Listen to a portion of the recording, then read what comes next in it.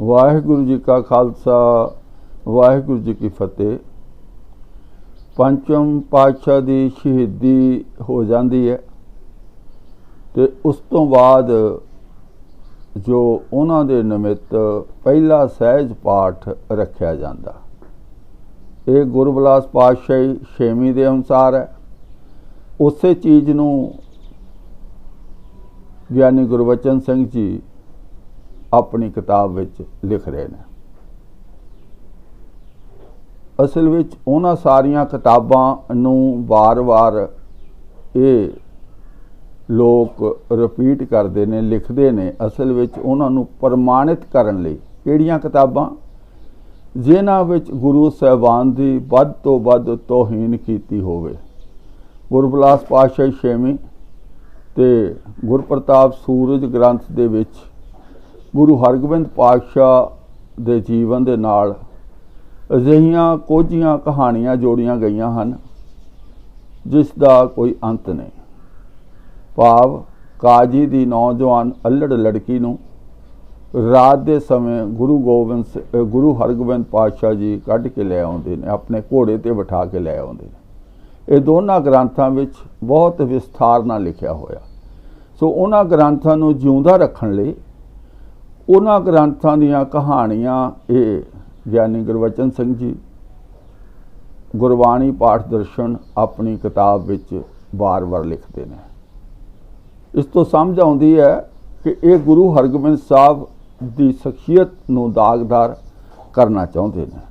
हुण इन्हां नूं पता सी कि साडे ते सवाल होना कि असी लोकां दीयां मनोकामनावां पूर्ण करन लई बाणी दे टोटके दसदे ने, बाणी दीयां विधियां दसदे हां ते सानू कोई सवाल कर सकता है कि ये टोटके ये बाणी दीयां विधियां गुरु अर्जन देव पातशाह जी ने क्यों नहीं अपलाई कीतियां। तां एक कहानी जिहड़ी सिखां ने बार बार कई बार सुनी होनी है, वो कहानी है साईं मियाँ मीर दी। भई साईं मियाँ मीर जी गुरु अर्जन पातशाह जी नूं मिले और उन्हां नूं कहण लगे जे हुक्म होवे तो दिल्ली ते लाहौर दी इट ना इट खड़का दईए। यह कहानी सिखां दे मनां विच उकर दिती गई है, जद कि मुंडो ही ये झूठी है, निर्मूल है। जे कोई बंदा कैद विच होवे जिथे कोई जा ना सकता होवे, इत्थों तक कि उस कैद दे विच सूरज प्रकाश ग्रंथ विच लिखिया कि जदों चंदू दी नूंह ते उहदी घरवाली ने जाना चाहया तो पहरेदारां ने जान नहीं दिता, उन्होंने रिश्वत दे के वो गई। हालांकि वो भी झूठियां कहानियां, पर सीधी जी गल किसी ने किसी नूं कैद कीता होवे, उसनूं खत्म करना चाहता होवे कि वो किसी नूं मिलन देवेगा, उत्थे कोई मुलाकात कराएगा। सो साईं मियाँ मीर नूं विच लिया के एवें वाधू दी टकौंसलेबाजी कीती हुई है। ऐसा कुछ नहीं वापरिया। दिल्ली ते लाहौर नूं पढ़ाउणा तो उत्थे गुरु गोबिंद अर्जन पातशाह दे मुख चों यह कढवाया गया कि असी सिखां नूं कुर्बानी देण लई तैयार कर रहे हैं। करन नूं असी सब कुछ कर सकते हैं, पर सिखां नूं भाणा मनण लई तेरा किया मीठा लागे हर नाम पदार्थ नानक मांगे। गुरबाणी दी तुक पढ़ दित्ती जाती है कि गुरु अर्जन देव पातशाह जी सब कुछ कर सकते सन, पर उन्होंने सिखां नूं जो है कुर्बानी का सबक सिखाउणा सी, इसलिए उन्होंने अपनी शहादत दी जो कि निर्मूल है, झूठ है, अजिहा कुछ नहीं। सिर्फ इन्हां ने अपने आप नूं बचाउण लई कि असीं लोकां दीयां मनोकामना पूरीआं करदे हां, असीं कहने कि सारे कारज रास हो जाने आ पाठ करो, तो लोगों ने सवाल करना कि पंचम पातशाह ने क्यों नहीं कीते, तो कहानियां बना के सानू उलझा दिता गया। मान लो इन्हां दी कहानी सच्ची है भी लोगों नूं भाणा मनण दा हुक्म मनण लई गुरु पंचम पातशाह ने कुर्बानी लई तैयार करन लई पंचम पातशाह ने शहीदी दित्ती। फिर अज ये विधियां दे पाठ क्यों करते हैं? ये गुरु अर्जन देव पातशाह वाली जिहड़ा तरीका है, जिहड़ी सिक्ख्या वो समाज के लोगों नूं देनी चाहुंदे सन, वो सिक्ख्या नूं दृढ़ क्यों नहीं कराउंदे भी जे दुख सुख है उसनूं झल्लो, जे पुत्र हुंदा ठीक है, जे धी हुंदी तां भी ठीक है, जे कुछ नहीं हुंदा तां भी ठीक है। ਅਜਿਹੀ ਸਿੱਖਿਆ ਦਿਓ। ਫਿਰ ਤੁਸੀਂ ਵਿਧੀਆਂ ਦੇ ਪਾਠ ਕਿਉਂ ਕਰਾਉਂਦੇ ਹੋ? ਲੋਕਾਂ ਦੇ ਕਾਰਜ ਰਾਸ ਕਰਨ ਦਾ ਭੁਲੇਖਾ ਕਿਉਂ ਪਾਉਂਦੇ ਹੋ? ਕਿਉਂ ਗੁਰੂ ਅਰਜਨ ਦੇਵ ਪਾਤਸ਼ਾਹ ਵਾਲੀ ਸਿੱਖਿਆ ਦੀ ਤਕੀਦ ਕਰੋ ਨਾ।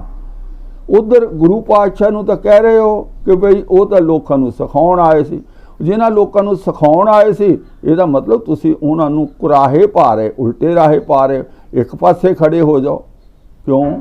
ਅਸਲ ਵਿੱਚ ਪੁਜਾਰੀ ਲਾਣੇ ਦਾ ਮੁੱਖ ਮਕਸਦ ਇਹ ਹੈ ਕਿ ਆਪਣੀ ਰੋਜੀ ਰੋਟੀ ਦਾ ਪ੍ਰਬੰਧ ਪੱਕਾ ਕਰਨਾ, ਲੋਕਾਂ ਨੂੰ ਹਨੇਰੇ ਵਿੱਚ ਰੱਖਣਾ, ਗੁੰਮਰਾਹ ਕਰਨਾ, ਲੋਕਾਂ ਨੂੰ ਆਪਸ ਵਿੱਚ ਤੋੜ ਕੇ ਰੱਖਣਾ। ਔਰ ਇੱਕ ਹਥਿਆਰ ਸਭ ਤੋਂ ਵੱਡਾ ਇਹ ਵਰਤਦੇ ਨੇ, ਸ਼ੰਕਾ ਨਹੀਂ ਕਰਨਾ। ਅੱਜ ਵੀ ਇੱਕ ਪ੍ਰਚਾਰਕ ਹੈ, ਸ਼ੰਕਾ ਨਹੀਂ ਕਰਨਾ। ਵਾਰ-ਵਾਰ ਜਦੋਂ ਉਹ ਕਹਿੰਦੇ ਸ਼ੰਕਾ ਨਹੀਂ ਕਰਨਾ, ਸਮਝ ਲਓ ਉਸ ਦੇ ਅੰਦਰਲਾ ਕਹਿ ਰਿਹਾ ਕਿ ਫਲਾਨਾ ਸਿਆ ਤੂੰ ਹੁਣ ਝੂਠ ਬੋਲ ਰਿਹਾ, ਹੁਣ ਤੈਨੂੰ ਸੰਗਤਾਂ ਨੇ ਫੜ ਲੈਣਾ। ਇਸ ਕਰਕੇ ਉਹ ਇਹ ਤੋਪ ਚਲਾ ਦਿੰਦੇ ਆ, ਸ਼ੰਕਾ ਨਹੀਂ ਕਰਨਾ, ਸ਼ਰਧਾ ਨਾਲ ਮੰਨਣਾ। ਤੇ ਇਹ ਕਿਤਾਬ ਵਿੱਚ ਵੀ ਵਾਰ-ਵਾਰ ਇਹ ਲਿਖਿਆ, ਇਹਨਾਂ ਗ੍ਰੰਥਾਂ ਵਿੱਚ ਵਾਰ-ਵਾਰ ਇਹ ਲਿਖਿਆ ਕਿ ਸ਼ੰਕਾ ਨਹੀਂ ਕਰਨਾ, ਤਰਕ ਨਹੀਂ ਕਰਨਾ, ਜਦ ਕਿ ਗੁਰੂ ਨਾਨਕ ਦਾ ਧਰਮ ਤਰਕ ਤੇ ਖੜਾ। ਸੋ ਆਓ ਅਸੀਂ ਅੱਗੇ ਚੱਲਦੇ ਹਾਂ। ਜਦੋਂ ਪੰਚਮ ਪਾਤਸ਼ਾਹ ਦੀ ਸ਼ਹੀਦੀ ਹੋਈ, ਉਹਨਾਂ ਦੀ ਉਮਰ ਸਿਰਫ 43 ਸਾਲ ਸੀ। ਉਹਨਾਂ ਦਾ ਜਨਮ 1563 ਈਸਵੀ ਦਾ, ਔਰ ਉਹਨਾਂ ਦੀ ਸ਼ਹਾਦਤ ਜੋ ਹੋਈ ਹੈ ਉਹ 1606 ਈਸਵੀ ਨੂੰ। ਸਿਰਫ 43 ਸਾਲ ਦੀ ਉਮਰ, ਨੌਜਵਾਨ। ਔਰ ਘਰ ਦੇ ਵਿੱਚ ਉਹਨਾਂ ਦੀ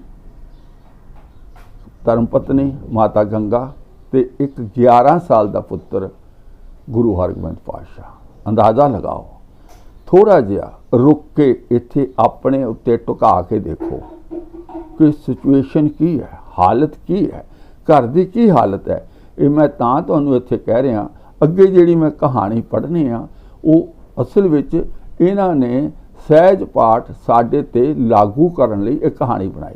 ਔਰ ਇਹ ਗ੍ਰੰਥ ਜਿਹੜੀ ਗੁਰੂ ਬਿਲਾਸ ਪਾਤਸ਼ਾਹ ਛੇਵੀਂ ਜੀ ਦਾ ਜ਼ਿਕਰ ਕਰਦੇ ਨਾ, ਇਹ ਗੁਰੂ ਬਿਲਾਸ ਪਾਤਸ਼ਾਹ ਛੇਵੀਂ ਜਿਹੜੀ ਹੈ ਇਹ ਸਨ 1840 ਵਿੱਚ ਕੰਪਲੀਟ ਹੋਈ ਹੈ, 1840। ਔਰ ਇਹ ਜਿਹੜੀ ਕਹਾਣੀ ਲਿਖ ਰਿਹਾ ਗੁਰੂ ਬਿਲਾਸ ਪਾਤਸ਼ਾਹ ਛੇਵੀਂ ਵਾਲਾ, ਇਹ ਲਿਖ ਰਿਹਾ ਹੈ ਸਨ 1600 ਤੇ 6 ਈਸਵੀ ਵਿੱਚ ਕੀ ਹੋਇਆ। 1600, 1700, 1800, 234 ਸਾਲ ਬਾਅਦ ਇਹ ਕਹਾਣੀ ਲਿਖ ਰਿਹਾ। ਕਿੱਥੋਂ ਸੁਪਨਾ ਆਇਆ, ਕਿਸ ਤੋਂ ਪੁੱਛਿਆ। ਵੈਸੇ ਸ਼ੁਰੂ ਵਿੱਚ ਇਸ ਗ੍ਰੰਥ ਤੇ ਲਿਖਿਆ ਹੋਇਆ, ਗ੍ਰੰਥ ਲਿਖਿਆ ਗਿਆ ਸਨ 1718 ਈਸਵੀ ਵਿੱਚ, ਜੋ ਕਿ ਨਿਰਮੂਲ ਹੈ, ਝੂਠ ਹੈ। ਕਿਉਂਕਿ ਇਸ ਵਿੱਚ ਉਹ ਜ਼ਿਕਰ ਗੱਲਾਂ ਦਾ ਕੀਤਾ ਹੋਇਆ, ਜਿਵੇਂ ਬਾਬਾ ਟਲ ਦਾ ਗੁਰਦੁਆਰਾ, ਜਲੰਧਰ ਦਾ ਸੂਬਾ ਬਣਨਾ, ਬਹੁਤ ਸਾਰੀਆਂ ਚੀਜ਼ਾਂ ਜੋ ਕਿ ਬਾਅਦ ਵਿੱਚ ਹੋਈਆਂ। ਤੇ ਉਹਨਾਂ ਦਾ ਜ਼ਿਕਰ ਕਿਵੇਂ ਆ ਸਕਦਾ ਜੇ ਇਹ ਗ੍ਰੰਥ ਪਹਿਲਾਂ ਲਿਖਿਆ ਗਿਆ ਸੀ? ਕਹਿਣ ਦਾ ਮਤਲਬ 1840 ਵਿੱਚ ਲਿਖਿਆ ਹੋਇਆ ਸਮਝਿਆ ਜਾਂਦਾ। ਸੋ 234 ਸਾਲ ਬਾਅਦ ਕਿੱਥੋਂ ਸੁਪਨਾ ਆ ਗਿਆ, 36 ਸਾਲ ਬਾਅਦ, ਕਿ ਵੀ ਇਹ ਕੀ ਹੋਇਆ ਸੀ, ਕਿਵੇਂ ਹੋਇਆ ਸੀ, ਸਭ ਨਿਰਮੋਲ ਕਥਾਵਾਂ। ਸੋ ਜਿਹੜਾ ਨੁਕਤਾ ਅਸੀਂ ਸਮਝਣਾ ਹੈ ਕਿ ਪੁਜਾਰੀਆਂ ਨੇ ਸਾਡੇ ਤੇ ਜੰਜਾਲ ਪਾਉਣ ਲਈ ਸਾਰੀਆਂ ਕਹਾਣੀਆਂ ਗੁਰੂ ਸਾਹਿਬਾਨ, ਗੁਰੂ ਹਰਗੋਬਿੰਦ ਪਾਤਸ਼ਾਹ ਨਾਲ ਜੋੜ ਦਿੱਤੀਆਂ। ਭਾਵ ਸਹਿਜ ਪਾਠ, ਪਹਿਲਾ ਸਹਿਜ ਪਾਠ ਗੁਰੂ ਹਰਗੋਬਿੰਦ ਪਾਤਸ਼ਾਹ ਨੇ ਕੋਠੜੀ ਸਾਹਿਬ ਵਿਖੇ ਪੰਚਮ ਪਾਤਸ਼ਾਹ ਜੀ ਨੇ ਨਿਮਿਤ ਰਖਾਇਆ। ਆਓ ਅਸੀਂ ਪੜ੍ਹਦੇ ਹਾਂ ਗੁਰੂ ਬਿਲਾਸ ਪਾਤਸ਼ਾਹ ਛੇਵੀਂ ਵਿੱਚੋਂ। ਇਹ ਜੋ ਗੁਰਬਾਣੀ ਪਾਠ ਦਰਸ਼ਨ ਵਿੱਚ ਵੀ ਇਸ ਦਾ ਜ਼ਿਕਰ ਹੈ। ਇਹ ਵਿਦ 12 ਦਿਵਸ ਤਬ ਪੇ ਬਤੀਤ ਸੁਖ ਸੰਗ, ਸੰਗਰਾਂਦ ਹਾੜ ਬੁੱਧ 13ਵਾਂ ਆਇਓ ਬਹੁਤ ਉਮੰਗ, गुरु ग्रंथ की कोठी आ गए, लगो दीवान अधिक रस पागै,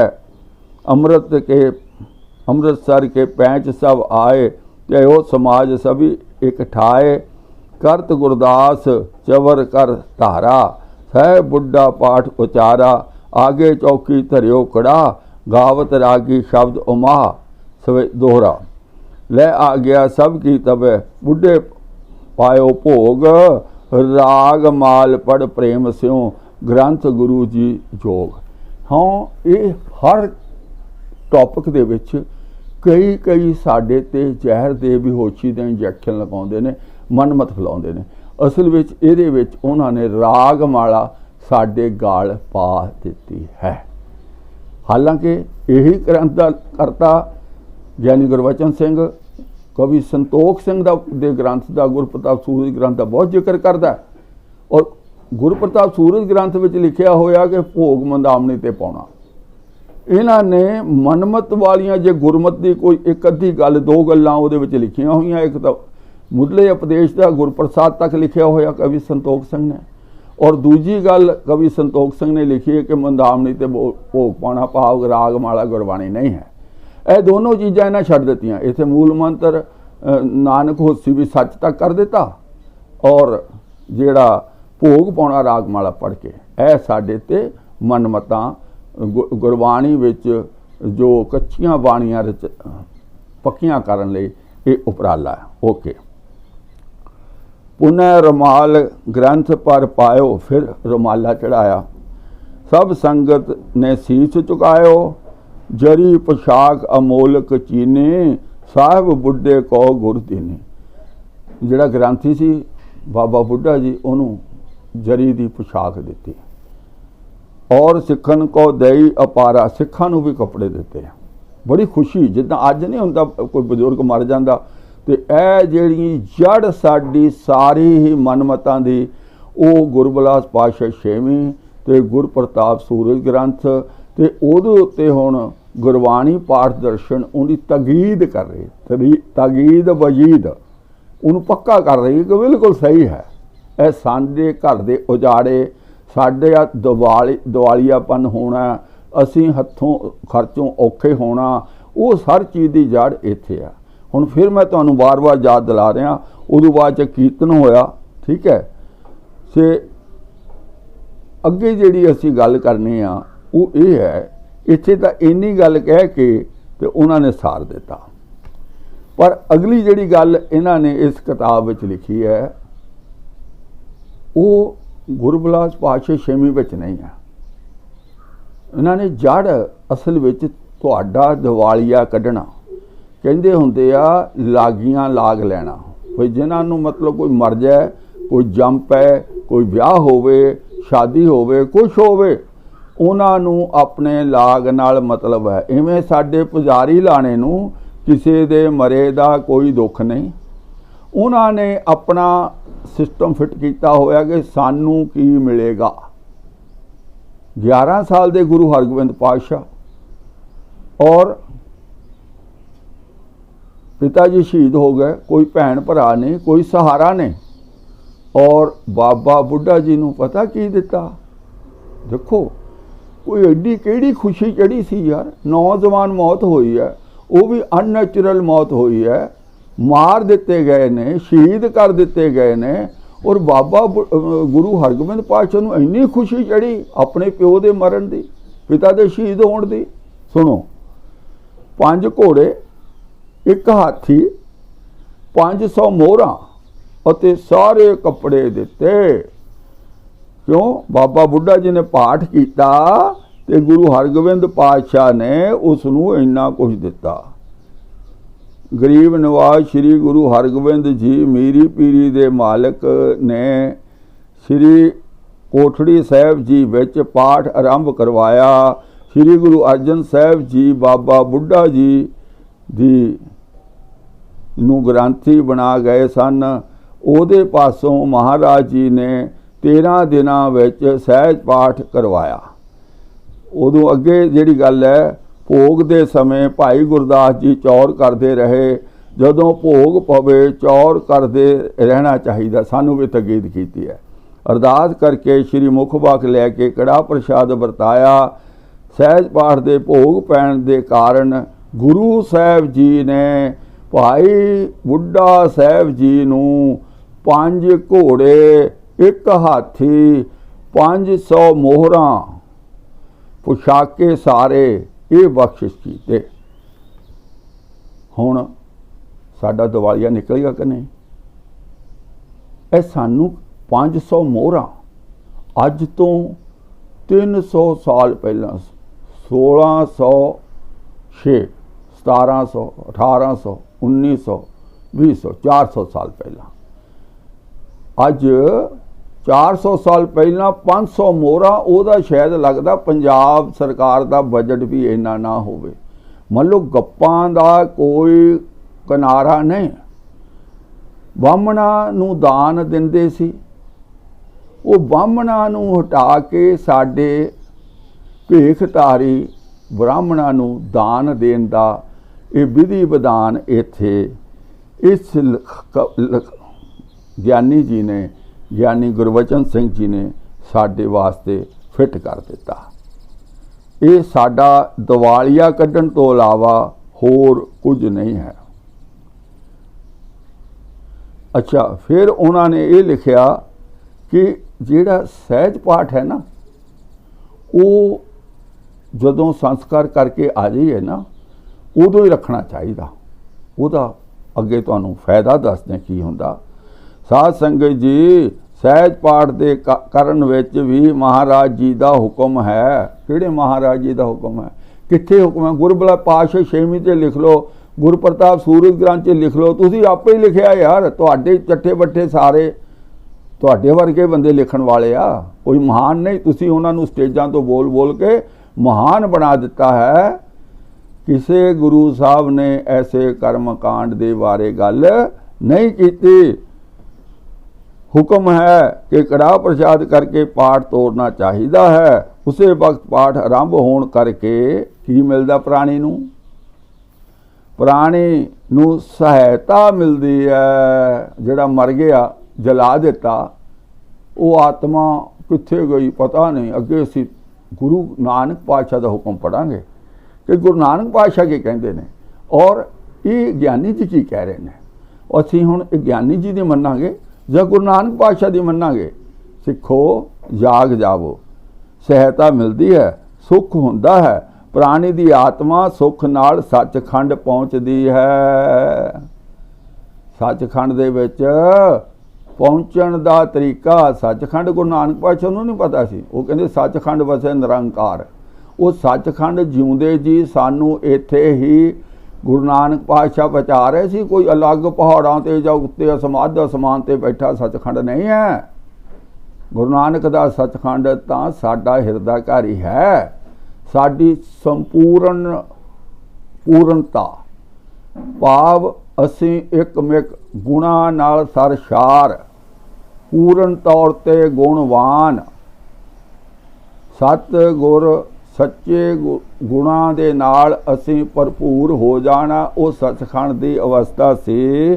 पर इन्हां ने सहज पाठ आरंभ करके मरे हुए प्राणी नूं सचखंड का रास्ता उस तो दा बीजा लवा दिता कि बीजा लैना आउंदियां ही सहज पाठ शुरू करो। सचखंड का बीजा तुहानूं कोई रोक टोक नहीं होवेगी। सचखंड पहुँचती है तो शरीर त्यागण वाली जगह। हाँ, एक होर जुक्ति दस दी भी हो सकता जीवन विच कुछ गलतियां कीतियां होण, उन्हां दे निपटारे लई भी उन्हें समा दस दिता। कोई सवाल ना कर दे जे किसी ने पाप किया होवे, गलतियां कीतियां, वो सचखंड किद्दां पहुंची तुहाडी बाणी पढ़ के? लो जी, एक होर अस्त्र शस्त्र दस दिता।